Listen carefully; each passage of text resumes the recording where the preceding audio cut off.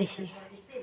Hello guys, অনেকেই জানে না যে ছিঁড়া কাঁথায় শুয়ে লাখ টাকার স্বপ্ন কিভাবে দেখতে হয়। তাহলে সেটা আজ আমি আমার এই ভিডিওর মাধ্যমে দেখাবো। তো সর্বপ্রথমে আমাদের কিছু এভাবে ছিঁড়া কাঁথা নিতে হবে। একটু আগে এসো দেখো, এরকম কিছু ছেঁড়া কাঁথা নিতে হবে, ঠিক আছে?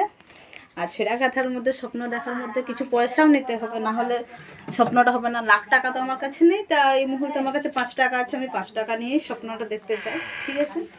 তাহলে এরকম কিছু ছেঁড়া কাঁথা নিতে হবে, তারপর পয়সা আগে দিয়ে রাখতে হবে, তারপরে এভাবে শুয়ে পড়তে হবে। আগে এসো, শুয়ে পড়তে হবে।